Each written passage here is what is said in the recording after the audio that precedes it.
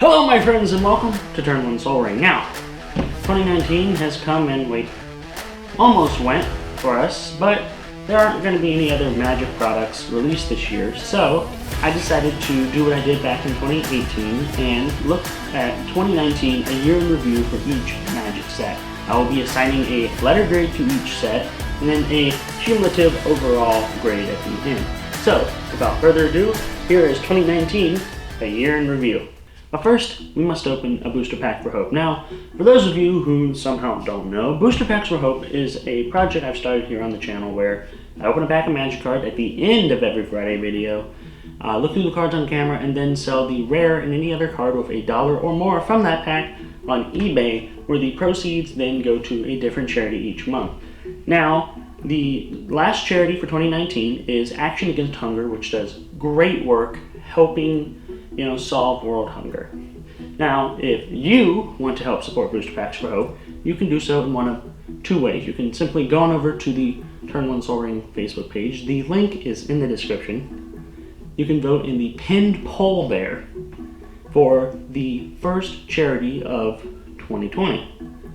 Right now, I think it's at a tie, so who knows? One of you could be the tiebreaker.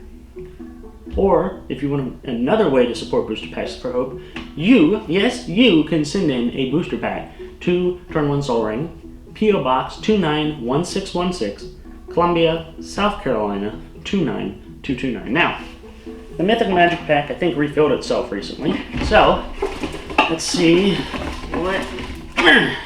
Ooh, Throne of Eldraine. Who knows? We could get an Oko. So, without further ado, let's get to the year in review for 2019. Now, I'm going to go over my criteria a little bit just so you know what I'm kind of looking at each set for. So I'm looking at 4 simple things. First, significant reprints, your shock lands, big things that everyone's going to sit back and go, whoa, they put that in that set? The second thing, fun new cards, things like, Questing Beast or something that's significant to warrant everyone going, whoa, that thing's going to be fun in a certain format, or it's going to impact something in a certain format. Number 3, this one kind of ties into number 2, but what the set did for Commander. What kind of commanders did it give? Did it give any new Commander staples? Those kinds of things. And then the 4th one is just my overall thoughts on the set. Did I like it? Didn't I like it? Why didn't I like it? I will be giving you those kinds of reasonings and kind of what my mind went through looking over each set. So, without further ado, 2019 we started out with Ravnica Allegiance, and right off the bat, the significant reprints here are the rest of those shock lands that we didn't get in Guilds of Ravnica. And those lands are great in any format that will take them. Great dual lands for anything that's running 2+ colors. Something that was very much needed.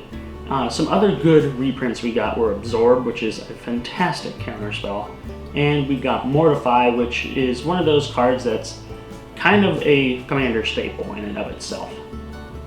And in terms of new cards, we got Bedevil, which is great removal, really good removal piece, and we got Prime Speaker Vannifar and some really appropriately powered Planeswalkers. But Vannifar, they essentially put Birthing Pod back into Standard, and unfortunately I don't think Standard ever really took advantage of this.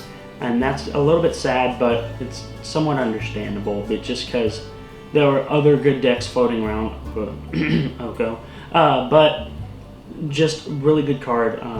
In terms of Commander, a lot of, again, great legendary permanents, a lot of really good legendary creatures, Vannifar notwithstanding, great commander, and overall, I really enjoyed this set, so I'm going to give it an A-. Alright, the next set is War of the Spark.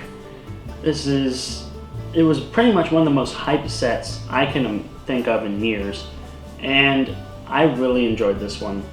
Spoiler in my opinion, but it didn't have a lot of reprints. I think we had Ajani's Pridemate, which is a nice little card, bane of my existence on Arena. Augur of Bolas, which is a great little kind of scryer, for instance, in sorceries. And Sorin's Thirst, which is nice little damage and heal yourself cards. But there weren't like any major reprints in this set. Now in terms of new cards, oh my god, we got so many Planeswalkers, and so many good Planeswalkers. The new Sarkhan, which turns pretty much is a finisher for any Super Friends deck running red. The new Liliana, which is a great card. You've got good removal on there and just a whole bunch of really fun stuff. The new Ujin, who gives the red decks the enchantment removal that they desperately needed. The new Bolas, oh my god, I don't think we've ever gotten a Planeswalker that can copy abilities of other Planeswalkers. That's insane, and it gives you a good case for any Super Friends deck that has to run red just for him. Definitely a great card. Gideon got a great send-off card. It contributed so much, not only to the standard environment, but to Commander, in that Commander got a bunch of great cards. A lot of colors got Proliferate. I know a couple got Proliferate for the first time. A whole bunch of great things contributed to Commander. The God Eternals, which are arguably very, very good commanders in and of themselves. So great contributions to Commander. I really enjoyed this set. I think I've opened it the most for booster packs for Hope. So in terms of like Magic sets, I'd give this one a solid A. Alright, Core Set 2020. Now, core sets are very well known for reprints. That's kind of why they're there. And this year, the real significant reprint here was the Ley Lines, which were in need of a reprint, and this was probably one of the better times to do it. The blue Ley Line has always been a big card to have just because Flash is fantastic, and the white one I think is used in Modern against burn decks. Definitely a great kind of set of cards to pick, but other than that there weren't really significant reprints unless you count the life gain tap lands, the ones that enter tapped, but you gain like a life for playing them. In terms of new cards, there was the Mythic Rare Chandra. Now they had 3 Chandras in this set. The Mythic Rare one is the one I want to focus on because can't be counted on a Planeswalker. That's a first. That's really good on a Planeswalker because that means you can get it down and then do an ability before anyone has a chance to really do anything. If they don't have removal at that time, they're essentially screwed. And then she makes emblems with her plus ability. I don't know about you, but 2019 was definitely the year of powerful Planeswalkers, with the new Bolas being really good, Mythic Chandra doing really good things in terms of burn, and then a certain Elkmaker later this year, I think really just kind of tie that theme together. And that being said, this set didn't really contribute a whole lot to Commander, at least in my opinion. And I'm not a big fan of core sets, but I appreciate that they sometimes give us the reprints that we really, really need. So while I'm not a big fan of core sets, I do appreciate what this one was trying to do. However, I'm going to give it a C+. Now, the final standard set of 2019, Throne of Eldraine. Now, Eldraine did not have a lot of reprints. It was similar to War of the Spark in that vein, and that I think helped it out a lot, but the reprints that were notable to me were stuff like Flame, which decent card, Opt, which is a great blue card, and to me and hopefully every blue player out there, and Sorcerer's Spyglass, which is a nice little shutdown piece. In terms of new stuff, we got the Adventure mechanic, which I quite enjoyed. I hope to see it in the future. Not used a lot, but definitely in the right places, it'll be awesome. There's a really cool cycle of mythic rare artifacts. The white and the green ones, to me, were the best, but they're just both, all of them were really good. Those two were just the most notable. We got probably the greatest group hug commander that isn't a certain happy purple hippo, Kenrith. A really good card, and I'm kind of sad he was the box topper and not the and not in the actual set himself. But in terms of commander, we got a lot of stuff from those Brawl decks. Oh my gosh. Arcane Signet, which I think at one point was $30. I pray that price has dropped. I haven't checked it since then, but I pray that price has dropped significantly. New art for Command Tower, which looks fantastic, by the way. And then the Brawl decks themselves gave us a lot of really cool new commanders. I've played against a Chulane deck recently, and oh, he's... that deck is definitely one you have to watch out for. A lot of just really cool, really great stuff. Even with a certain Elk Maker, Hyoko, and while his stay in standard was brief, he was a very good card. Definitely not looking forward to seeing him crop up more in Commander, but then again, we have more Planeswalker removal, so take with that what you will. But just a really good set, a very powerful set as well, and it's just one that I very much liked, and I really enjoyed what I saw from it, so I have to give it a solid A. And now I'm going to talk about the non-standard sets, specifically Modern Horizons and Commander 2019. Now, Modern Horizons, really great set. The joke was that it was Commander Masters, and you would be hard-pressed to not see why. This had a lot of great reprints, Snowlands, full art Snowlands, I will say. Ladmurray's Call, which is great creature fetcher. Goblin Matron got a reprint, like a whole bunch of really great stuff. And then the new stuff was somehow even better. We finally got a really good Bear Commander. Urza and Yawgmoth both getting cards for like the first time. I don't think Yawgmoth has ever gotten his own card. And Urza, I think the last time we saw him on a card was the Blind Seer, and that card is not that great. And just a whole bunch of really, really fun stuff. And I think you can still find it for like relatively cheap, which is awesome. A lot of just Commander relevant stuff, and I personally enjoy the set a lot, and that's kind of why I open a lot of it. So this set also gets an A. Alright, so Commander 2019, I've already done a whole review on it, but I'm going to summarize kind of what I think about it. Madness and the Populate decks from this past year, very good. The Madness deck, you can go off really fast with it, and you can do a lot of shenanigans with it. And the Populate deck, I say more because it's kind of a personal bias thing, at least for me. My first deck was a Tristani Selesnya's Voice deck, so making tokens is kind of a biased thing for me, at least in Magic. But just, it was a very good Commander set. Not great, but very good 4 Commander precons from this year. And I think just, it's very good, and I guess I'm going to have to give it around a B+ overall. Looking at each of these sets and bringing about a kind of a cumulative grade, yeah, I'm going to have to say this year in Magic was an A-.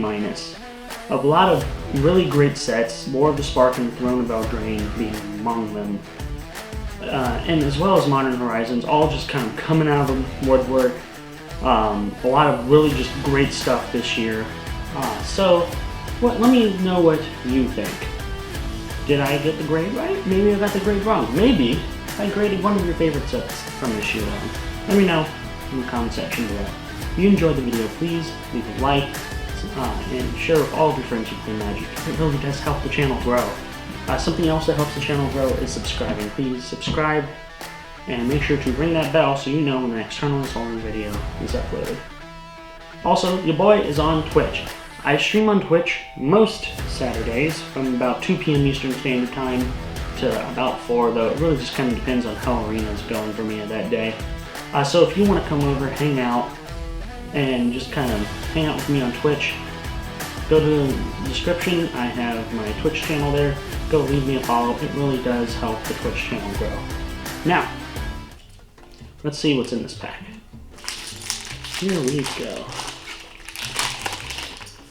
Alright. So, okay, that's weird. Open Pack of Thrones. At one, I have to open it this way. You know, I don't know, whatever.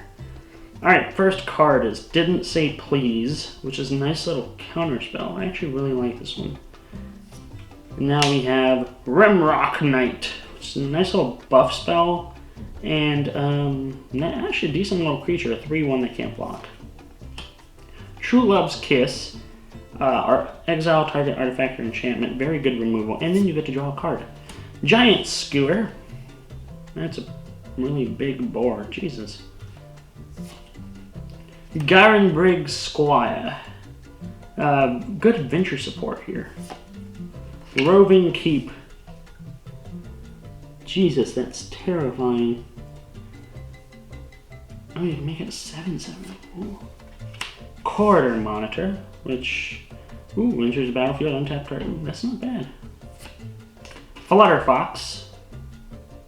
Nice little fox. I think this card's going to do very well with Theros.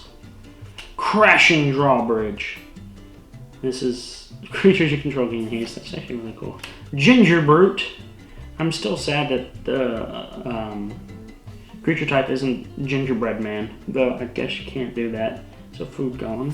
Alright, we are on to the uncommons, and we have Spinning Wheel, which both a mana rock and somehow a tap downer. Not bad. Skull Knocker or Ogre. When he deals hand attack and a 4/3. We have Sir Eleonora the Discerning. Don't know why I said that way, but harder to remove, and you get to draw a card. And this would go well in like a lot of spell slinging card draw decks. And our rare is Castle Garenbrig. Hey, we have the Squire that goes here. That token is a fairy, and we got a forest. Casting Birmingham means battle tap unless you draw a forest. And you can turn 4 mana into 6 forests, and you can use it to cast creature spells or activate ability. This is not bad. I could totally see where this is like legit a very... Also, I'm going to just say right now, it's not where the castle is in this picture, but where the rock above it, it looks like the Pride Rock in the Lion King. This is a really good card. I actually really like this. But if you want to get this Castle Garenbrig for yourself, you can simply go on over to the Turn 1 Solar, Booster Packs for Hope eBay page, which is in the description, and put in a bid for it, and who knows, this could be in the mail on the way to you. So, that's all for this video. If you enjoyed the video, please, again, like I said before, like, share, subscribe. All of those things help the channel grow in some little way, and if the channel keeps going in little ways, it starts growing in big ways. So, thank you guys for watching. Remember, have great games, and have a good one.